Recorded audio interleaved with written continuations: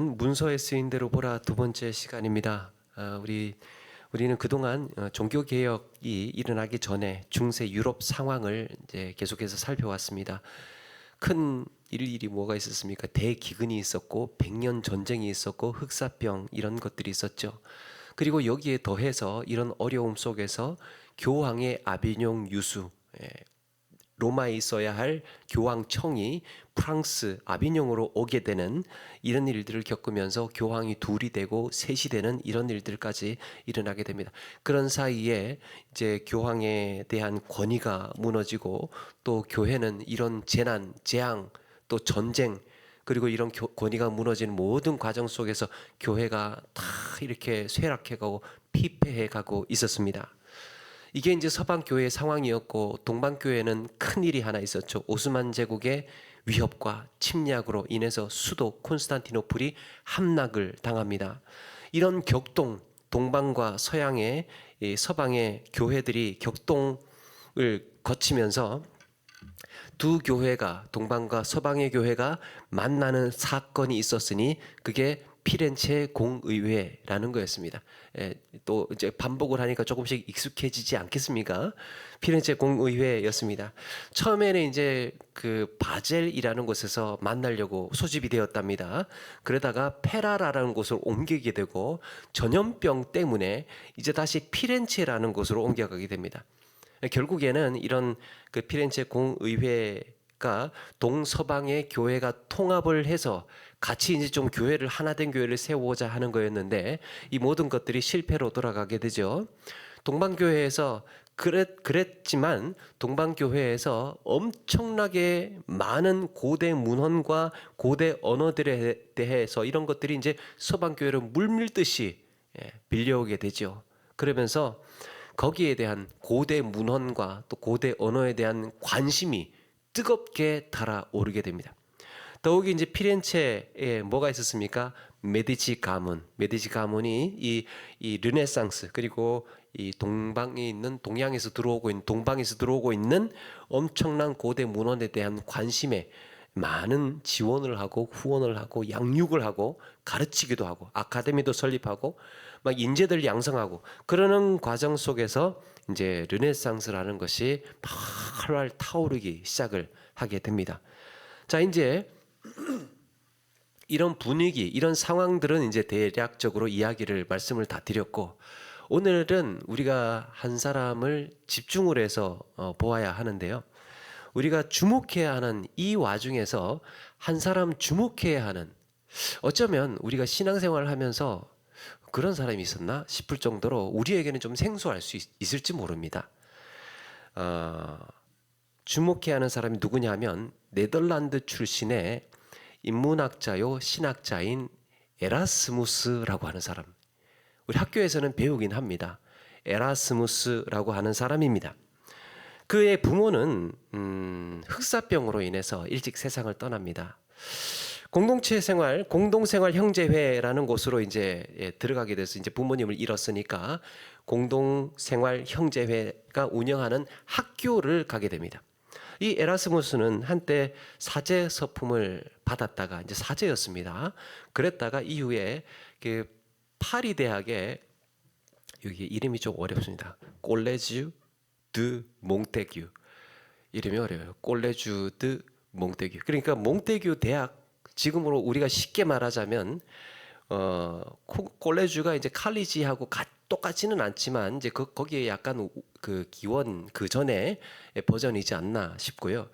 이제 기숙형 교육학교라고 생각을 하면 됩니다. 나중에 또 한번 말씀드릴 겁니다. 꼴레주 드 몽테규라는 몽테규 대학교에 이제 이 교육기관에서 공부를 하게 됩니다. 파리 대학 안에 있는. 근데 그 이후로 이 사람이 유럽을 막 이렇게 여러 나라들을 돌면서 학문의 역량을 이제 조금씩 쌓아갑니다. 에라스무스가. 이 에라스무스가 활동하던 시기는 이 사람이 활동하던 시기는 이미 고대 문헌, 뭐 르네상스 고대 문헌 또 고대 언어 이런 것들이 유럽에 어느 정도 학문적으로 다 퍼져져 있을 때였습니다. 굉장히 부흥이 일어나고 있을. 그럴 때 이 연구에 대한 관심이 한창 무르익어 가고 있을 때입니다. 그러니까 에라스무스가 이제 막 초기 르네상스, 중기 르네상스, 그리고 후기 성숙기 르네상스 이렇게 나눌 수 있다면 이 사람은 후기에 르네상스 성숙기에 있는 그 마지막 만물에 있는 마지막에 있는 접어들 시기에 활동하던 사람입니다. 그런데 이 사람이 참 굉장히 똑똑했던 사람인 모양이에요. 이 사람이 언어에 굉장히 능통했습니다. 뭐 히브리어, 뭐 헬라어, 라틴어, 그리고 네덜란드 사람이니까 네덜란드어, 또 영어, 독일어 할 것 없이 굉장히 많은 언어에 능통했던 사람입니다. 그에 대한 수식어가 굉장히 많습니다. 에라스무스에 대한 수식어가 많은데요. 북유럽 르네상스의 대표 인문주의자라고 칭송을 했고, 대표 인문주의자, 그리고 기독교 인문주의자의 대표자, 이 정도 되면 이 사람을 좀 우리가 기억해야 할 사람이구나라는 짐작을 할 수 있겠죠. 그리고 유럽의 스승이라고도 불렀습니다. 유럽의 교사였습니다. 르네상스 시대의 유럽의 교사로 불리었던 사람이 바로 에라스무스입니다. 그만큼 당대 유럽에서 가장 뛰어난 지식인의 상징과도 같은 사람입니다. 이 에라스무스가 이제 우리 종교개혁 의 역사를 이제 살펴보려면 에라스무스라는 사람 정도는 기억할 수 있어야 합니다. 그래서 이 종교 개혁의 이 사상적인 기반을 형성하는 데 있어서 우리가 알고 있는 사람은 뭐 루터 또 칼빈 뭐 이런 사람들이지 않습니까? 그런데 그 사람과 같은 시대에 사실은 같은 시대인데 거의 비슷한 시대인데 이 사람이 종교 개혁의 사상적인 기반을 형성하는 데에 굉장히 인상적이고 중요한 역할을 하게 됩니다.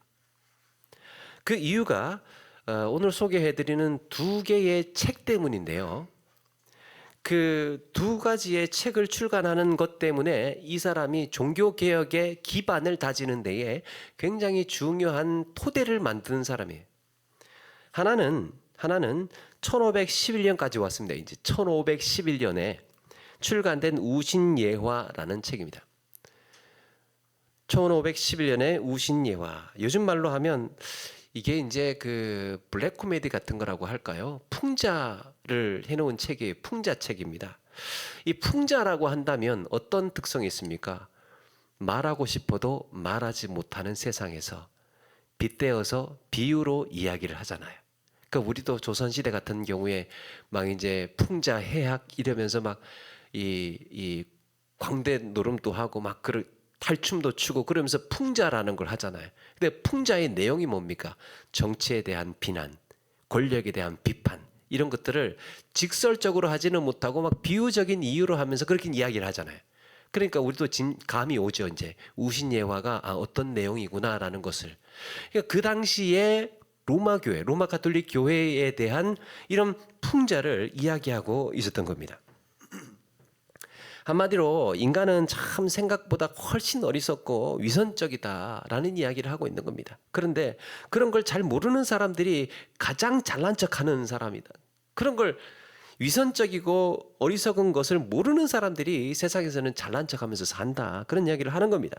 교회의 권위에 대해서 의문을 제기하도록 만듭니다. 그리고 이 개혁을 요구하는 이런 여론을 막 확산시킵니다. 개혁해야 된다. 우리 교회 이래서는 안 된다.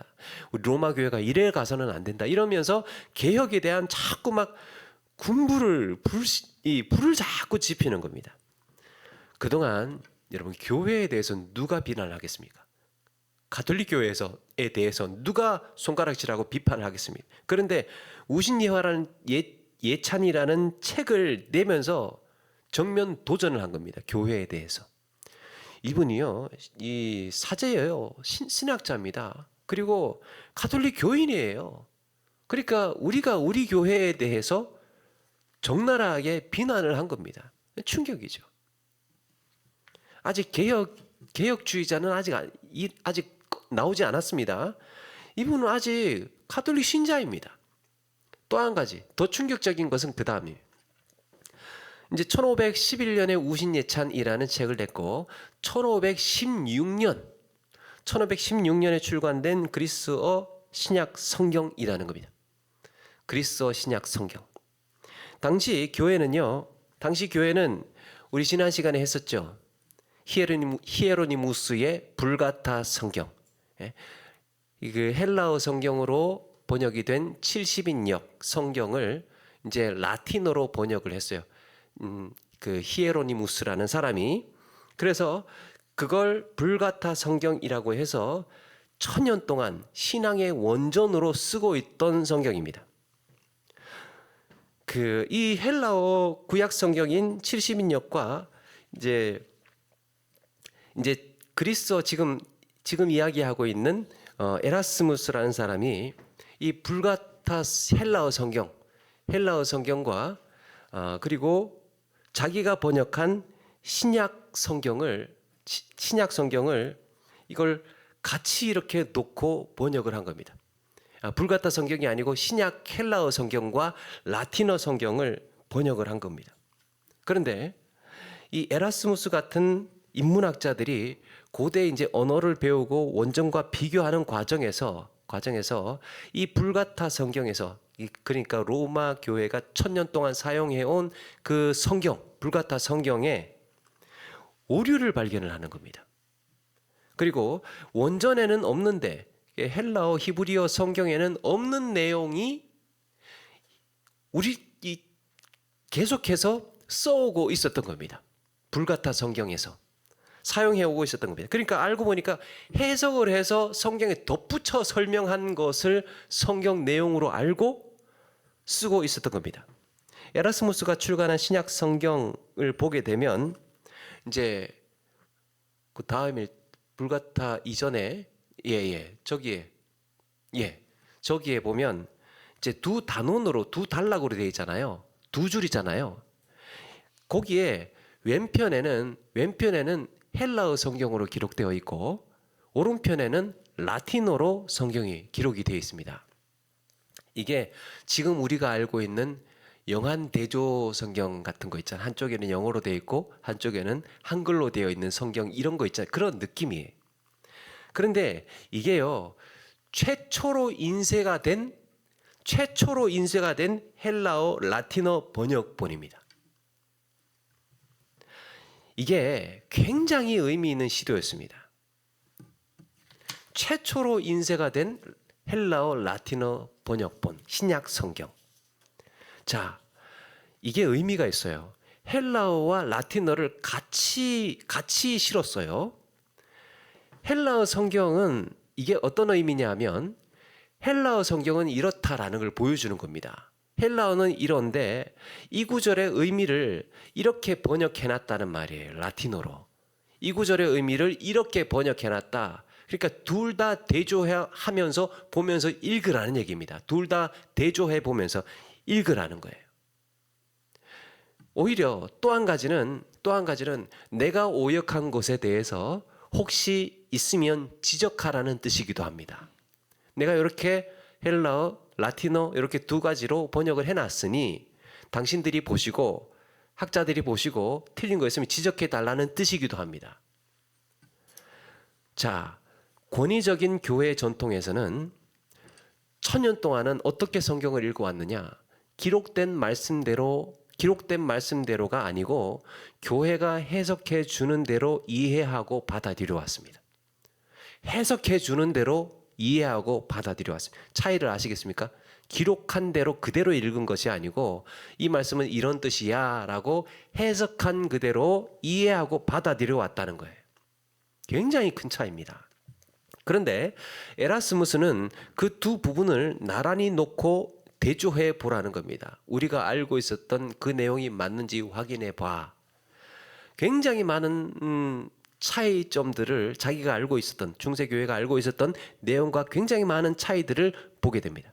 이거는요, 1000년 동안 붙들어왔던 히에로니무스의 불가타 성경에 대한 정면 도전이었고, 또 하나는 교회의 권위에 대한 도전이었습니다.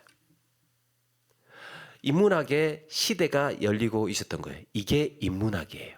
이게 인문학. 그러니까 권위에 의해서 가르치는 대로 배우는 것이 아니고 텍스트, 성경을 보고 확인을 해가면서 비교해보고 거기에 더 정확한 번역이 뭔가 연구해보고, 이런 활동이 인문학이잖아요.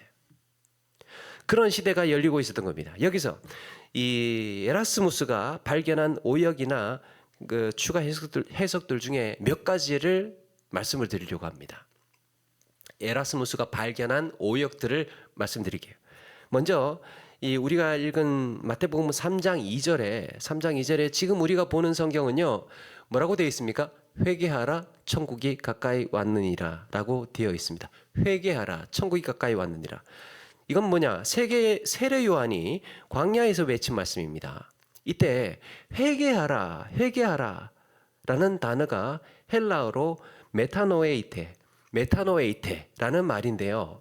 이걸 이제 기존의 그 가톨릭 교회에서는 어떻게 읽어왔느냐, 불가타 성경에서는 어떻게 되어 있느냐 하면 회개하라를 참회를 수행하라, 실천, 참회를 수행하라, 그리고 고해하라로 되어 있답니다. 고해하라. 그 비슷해 보이는데 미묘한 이제 차이가 나기 시작을 하는 겁니다. 가톨릭 교회에서는 여기에서 더 나아가서 그러니까 보속하라로 가르쳤습니다. 보속. 이 말 그대로 그냥 한자 말 그대로 하면 속죄를 내가 속죄하잖아요. 속죄를 이제 더 보충하라. 속죄한 것에 대해서 좀 더 보충하는 행위를 하라는 겁니다. 예를 들면 이제 고해 성사를 하고 나서 저도 이제 뭐 가톨릭 신자가 아니어서 잘 알지는 못합니다만 솔직히 말씀드리면 이제 저도 이제 책 보고 말씀드리는 건데 고해 성사를 하고 나면 고해 성사를 하자면 내가 이제 죄를 지었다고 생각이 돼요. 그럼 이제 통회하고 이제 잘못했다고 회개를 하고 기도를 하고 그 다음에 이제 고해 성사를 하러 가지 않습니까? 고해 성사에서 이걸 다 했어요. 그 다음에 죄를 사합니다라고 이제 사제가 그렇게 죄를 사합니다라고 하고 나서 그 다음에 보속이라는 거를 권유를 한답니다. 뭐를 하냐면 그 기도문 성모송 기도문을 암송하십시오라든지 또 금식을 얼마나 하십시오라든지 앞으로 금욕을 얼마나 하십시오라든지 또 자선활동 갔다 오십시오. 사회봉사 시간 몇 시간 하고 오십시오라든지 이런 보속 행위를 하라는 겁니다.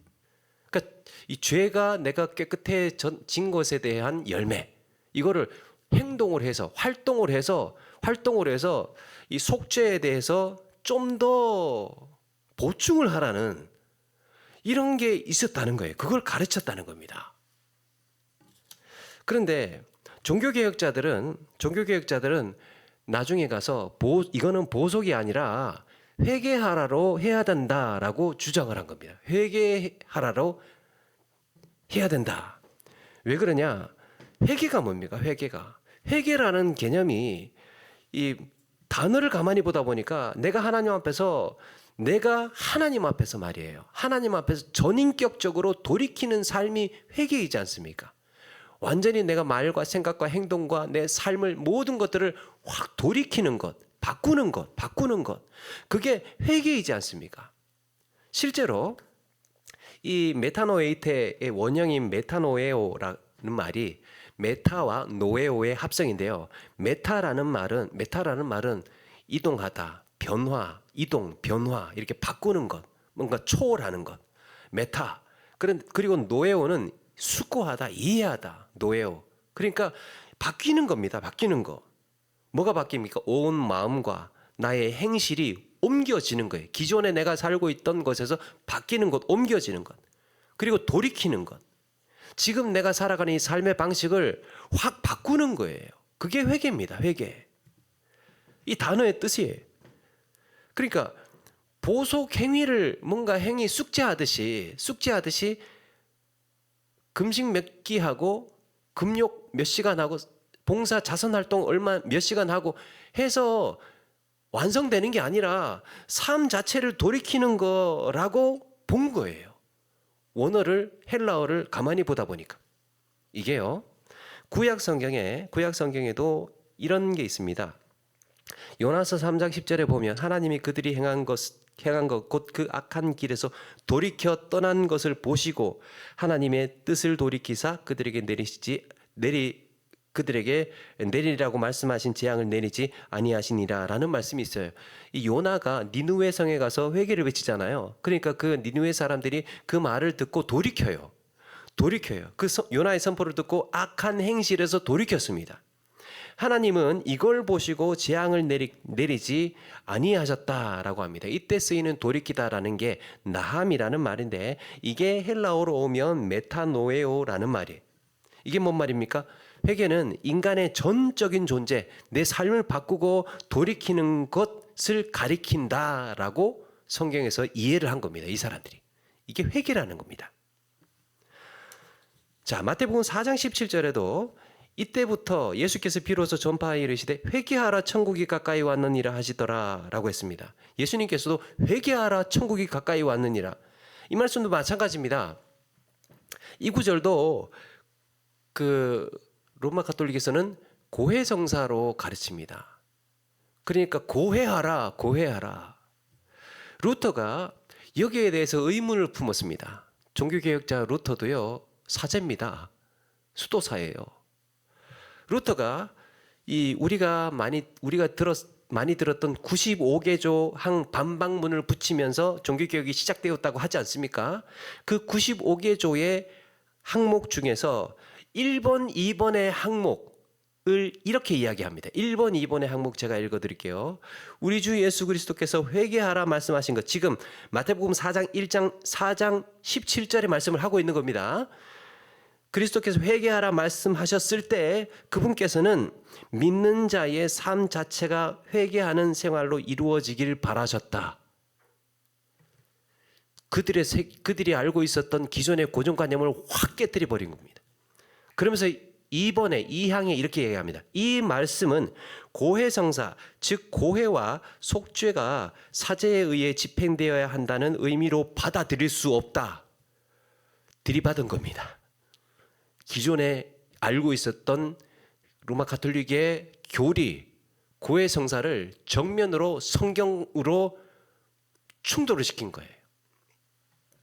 그러니까 여기서 말씀하는 회개는 믿는 자의 삶을 돌이켜서 변화되는 것을 의미하는 것이지, 삶이 변화되는 것을 의미하는 것이지, 누군가 정해진, 예를 들면 목사에게 가서 이걸 꼭 고백해야 하고 보석과 같이 성경 몇 장 읽어 오십시오.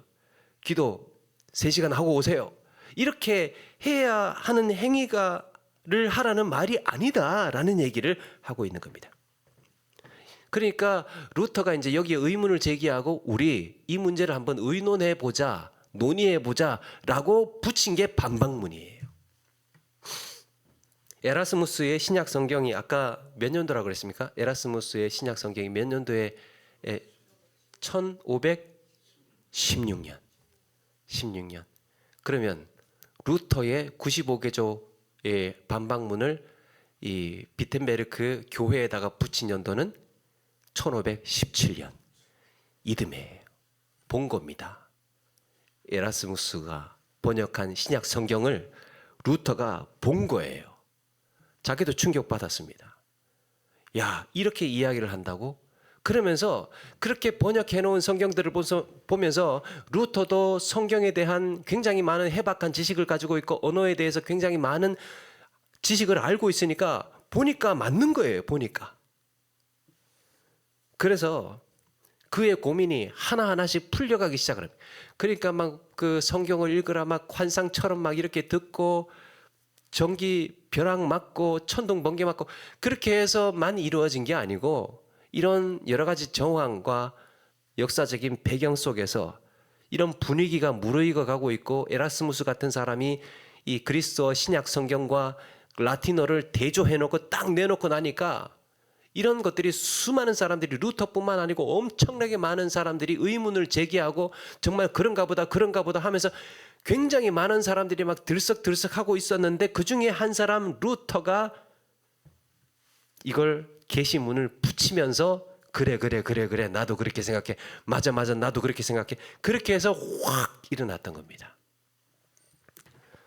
자, 누가복음 1장 28절에 누가복음 1장 28절도 지적을 하는데요.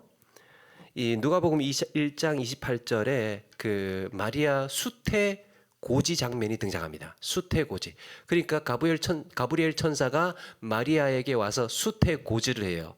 당신 당신 잉태했습니다라고 이게 고지를 합니다. 마리아가 이제 아기 예수를 잉태했을 때 가브리엘 천사가 마리아에게 이렇게 말합니다. 우리가 알고 있는 성경에, 우리가 지금 읽고 있는 성경에 이렇게 기록되어 있습니다. 은혜를 받은 자여 평안할지어다 주께서 너와 함께 하시도다. 자, 다시 한번 은혜를 받은 자여 평안할지어다 주께서 너와 함께 하시도다 라고 되어 있는데, 로마 가톨릭에서는 어떻게 기록되어 있느냐 보니까 불가타 성경에는 은총이 가득하신 마리아여 기뻐하소서라고 되어 있습니다. 차이를 아십니까? 은혜를 받은 자여, 은혜를 입은 자여가 아니고 은총이 가득하신 마리아여. 그 마리아 성모송이라고 있답니다. 마리아 성모송이라고 있는데 거기에 그 성모송이 이렇게 시작한답니다. 은총이 가득하신 마리아여 기뻐하소서. 은총이 가득하신 마리아여 기뻐하소서라고 시작을 한답니다. 이 가득하신. 이렇게 되면 어떤 의미가 달라지느냐? 이 마리아를 굉장히 높이면서 또 은총이 가득한 존재, 원래 은총이 가득한 존재로 굉장히 그 인간 묘사를 하고 있는 겁니다. 그러니까 사람으로서 은총을 받는 존재가 아니고 원래 마리아라는 분은 은혜가 가득한 분으로 그렇게 가르쳐 왔다는 거예요. 그런데 에라스무스가 헬라어 원문을 보니까 마리아는 은혜를 입은 자, 은혜를 받은 자라고 나오더라는 거예요. 이런 이제 오역들이 밝혀지면서 충돌이 일어납니다. 그래서 굉장히 이제 갈등이 생기는 겁니다. 갈등이 생깁니다. 진리의 최종 권위가 교회의 전통인가 하나, 교회의 전통인가 아니면 성경 원전인가, 두 개가 이제 갈등을 하기 시작을 하는 겁니다. 그래서 문제가 번지기 시작을 합니다. 기존에 있는 가톨릭 교회는 뭡니까? 전통 교회를 고수하는 거죠. 그래도 교회의 전통을 지켜야 된다. 그리고 개혁의 목소리는 뭡니까? 아니다. 성경 원전으로 가야 된다. 이 두 양갈래가 이제 나뉘기 시작을 하는 겁니다. 그런데 아이러니하게도 에라스무스라는 사람은 뜻밖의 선택을 합니다. 에라스무스가요, 굉장히 그 유럽의 교사라고 불릴 정도로 굉장히 학식이 있고 정말 권위가 있는 사람이었지만 이 사람이 그럽니다. 그래도 교회는, 가톨릭 교회를 말합니다. 그래도 교회는 베드로에서부터 이어진 사도의 전승이 있고 굉장히 교회를 크게 중요하게 생각한 겁니다. 교회를 버리지 못한다. 1000년 동안 유지해온 교회의 전통이 중요하다. 비록 우리가 성경에서 이제 중요한 부분들이 약간의 다소나마 오역이 있긴 하지만 오랫동안 이어온 전통이 있는데 그 전통들도 성경 못지않게 중요하다. 그러면서 나는 가톨릭 교회를 여전히 믿는다라고 했습니다. 나 가톨릭 교회 여전히 남겠다라는 겁니다. 에라스무스는 가톨릭 교회를 이분의 입장은 그거예요. 확 다 뒤집는 것보다 교회 안에서 우리가 좀 각성하자예요. 교회 안에서 좀 이렇게 바꾸고 고치고 그렇게 좀 성경적으로 우리가 성경적으로 좀 더 충실하게 해 나가자라는 겁니다. 교회의 권위를 무너뜨린 사람이 에라스무스입니다. 그리고 가톨릭 교회 정통성을 흔드는 데에 결정적인 역할을 했던 그가 바로 에라스무스가 정작 자기는 가톨릭 교회를 떠나지 않았습니다. 그래서 에라스무스를 우리가 기억하지 못하는 것이고 종교개혁자라고 이야기하지 않는 이유입니다. 가톨릭 교회에 남았기 때문에요. 학자고 굉장히 탁월한 사람이었기는 하지만 그래도 교회에는 중요하다. 그런데 어느 정도 조금 이해는 되는 것 같아요. 선택이기는 하지만 어느 정도 좀 교회의 권위, 교회의 전통, 사실은 우리도 개신교회도 중요하게 생각을 합니다. 그런데 워낙 천년 동안 이어왔던 뼈대와 골격과 구조가 개신교의 신자의 입장에서 봤을 때는 원체 골격과 구조와 또 교리와 또 그 안에 있는 미신과 이런 것들이 너무 깊이 뿌리 박혀 있었기 때문에 부정할 수밖에 없었습니다. 성경만 붙들 수밖에 없었습니다. 여기서 가톨릭 교회와 종교개혁자들의 결정적인 차이가 등장을 합니다. 종교개혁자들의 가장 원천적인 입장은 그거예요. 성경에 없으면 믿으면 안 된다. 성경에 없으면 믿으면 안 된다. 성경만이 하나님의 말씀이지 성경에도 없는 제도를 만들고 성경에도 없는 교리가 나오고 성경에도 없는 직분이 나오는 것은 있을 수가 없다라고 한 겁니다. 바로 이 원칙이 성경에 있는 것만 바로 오직 성경으로라는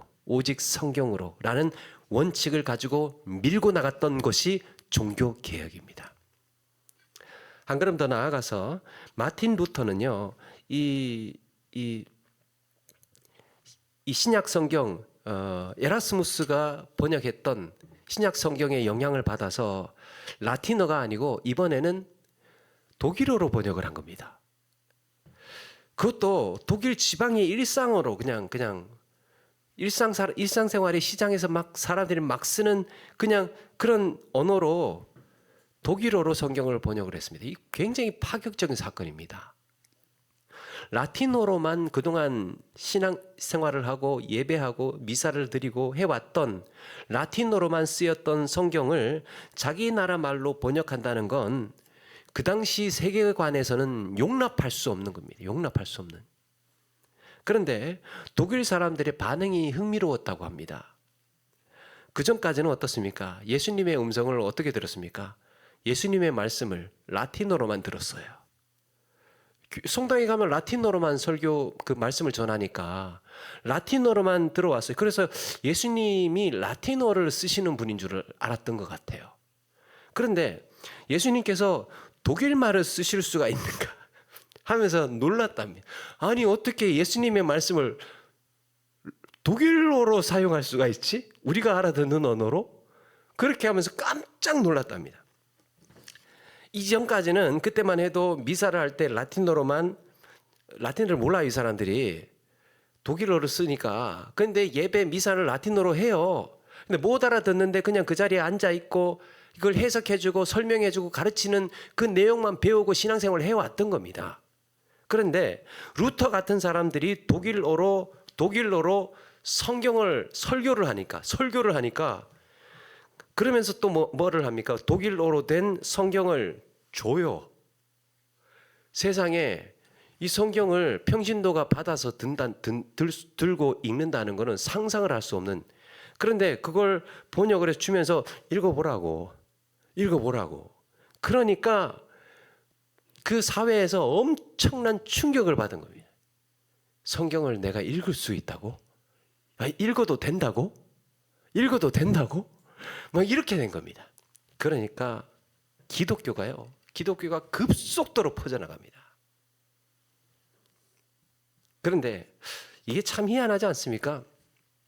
자, 원래 구약 성경이 히브리어로 기록이 되어 있잖아요. 구약 성경은 원래 히브리어로 이스라엘 사람들이 사용하는 히브리어로 기록이 되어 있는데 기원전 2세기경에 이 구약 성경이 70인역이라고 해서 헬라어 구약 성경으로 바뀌잖아요. 번역을 하잖아요. 헬라어로 번역을 했어요. 그러다가 한 몇백 년 지나서 히에로니무스라는 사람이 뭘로 번역합니까? 라틴어로 불가타 성경을 번역을 해요.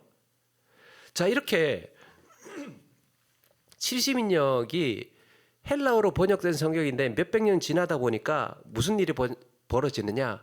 히에로니무스가 라틴어로 성경을 번역을 하려고 하다 보니까 그 당시에 살았던 사람들이 반발을 합니다.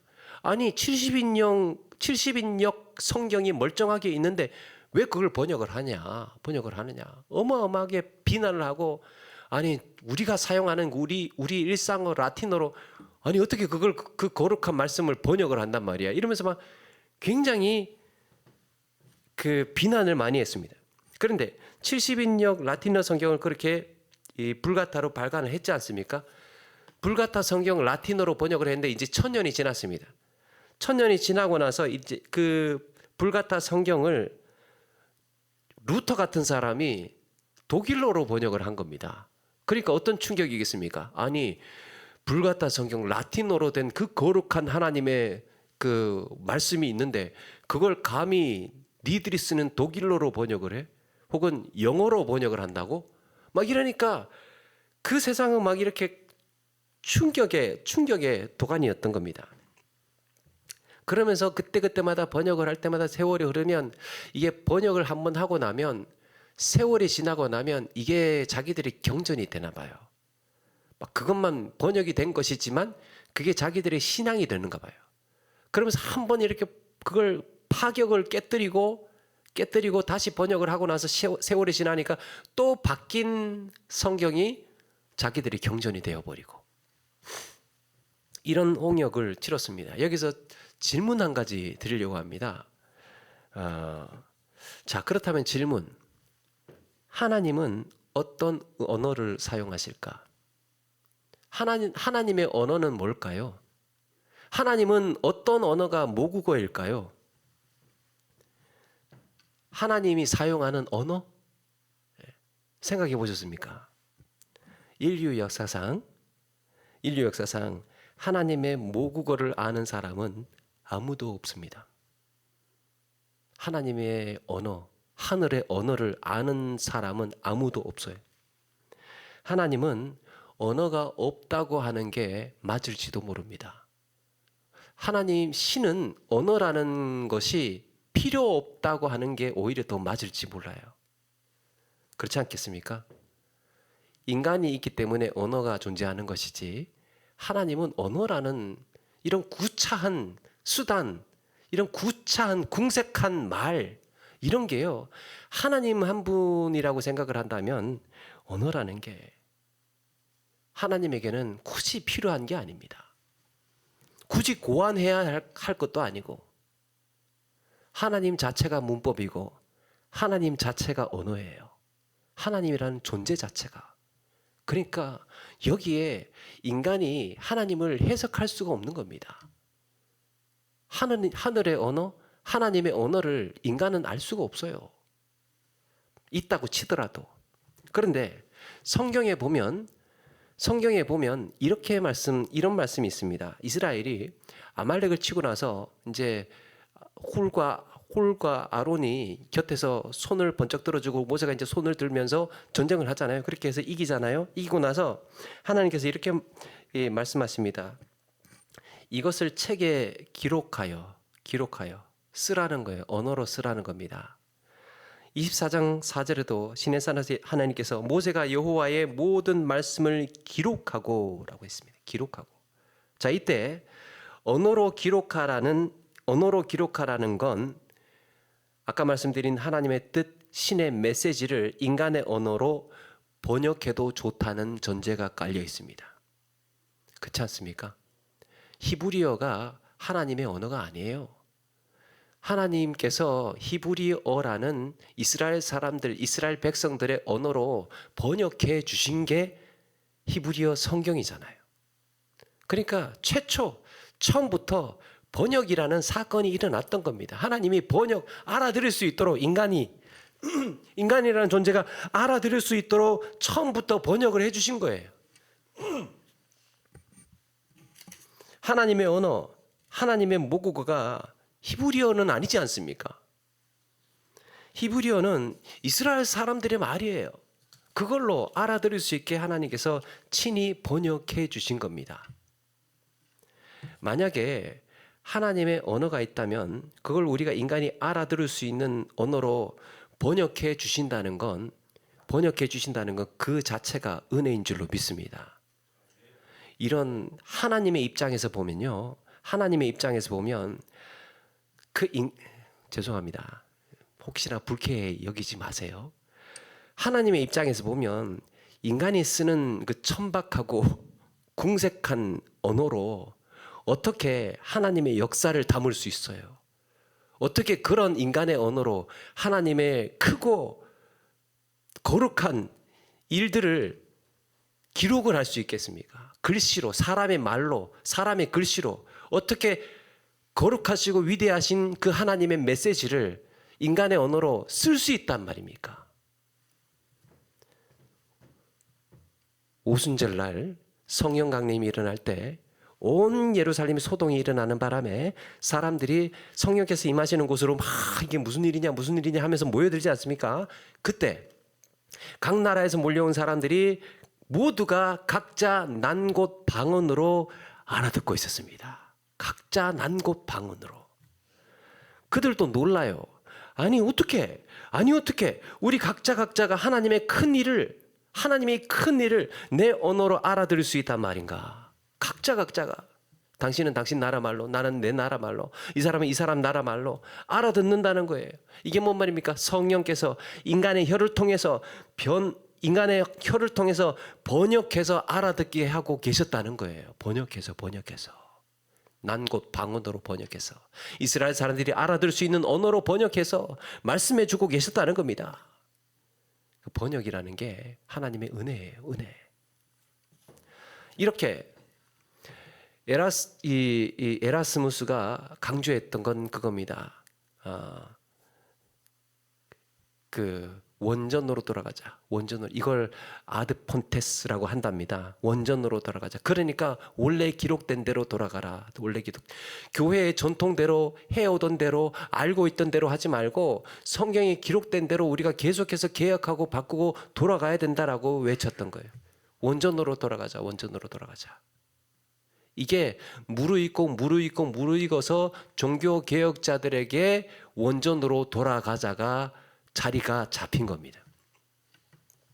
자기는 가톨릭 교회에 남았고 대신에 그런 동기로 인해서 개혁가들의 심장을 뜨겁게 했고 또 기록된 말씀에 대한 관심을 불러 일으켰던 사람 에라스무스.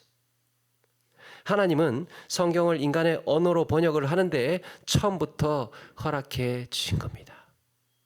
우리는 성경 볼 때마다 정말 진짜 더 감사해야 되겠구나라고 생각이 들어요. 하나님은 궁색한 인간의 문법이라든지 인간의 말, 문장 이런 것으로 하나님의 일을 담을 수 없는 거예요. 담을 수 없습니다. 우리 담을 자격도 안 되고 능력도 안 되고 사실 또 인간의 언어로 하나님의 뜻과 메시지를 표현하지도 못해요. 완벽하게 구현해내지도 못합니다. 인간 언어로. 인간의 언어가 사실은 굉장히 투박하고 한계가 있고 의미 전달에 이 한계가 있는 것들이기 때문에 우리가 사람이 말을 하는데도 서로 소통이 안 되잖아요. 한국말 쓰는데도 말이 안 통하잖아요. 그걸 말로 다 표현을 하지 못하는데 어떻게 하나님의 큰일, 하나님의 그 오묘하고 섭리들을 언어로 구사해낼 수가 있겠습니까? 불가능합니다. 인간이 쓰는 언어는 우리가 사람이 사는 언어 사이에서는 귀천이 없다고 생각합니다. 독일어는 독일어 나름대로의 의미가 있고 또 귀하고 대한민국 말은 대한민국 말 나름대로 의미가 있고 귀하고 중국어는 또 중국어 나름대로 의미가 있고 귀한 언어예요. 언어. 그러니까 언어 대 언어는 격차가 없어야 하지 않을까라는 생각도 들더라고요. 언어 대 언어는 격차가 없어야 돼요. 근데 우리는 언어에서 위화감을 가지잖아요. 언어에서 자기가 잘난 존재인 줄 알고 어떤 말을 사용하느냐, 어떤 말을 쓰느냐. 그 잘 사는 선진국의 언어를 사용하는 사람이 좀 못 사는 나라의 그런 언어를 사용하는 사람들을 보면 그러면서 약간 이렇게 비하하는 듯한 느낌, 그럼 가질 수 있잖아요. 제가 시골 출신이지만 서울 말씨를 굉장히 사모했어요, 옛날에. 서울말 사용하면 진짜 나는 언제부턴가 저 끝말을 높일 수 있을까? 막 이러면서 막 서울말 진짜 너무 좋아.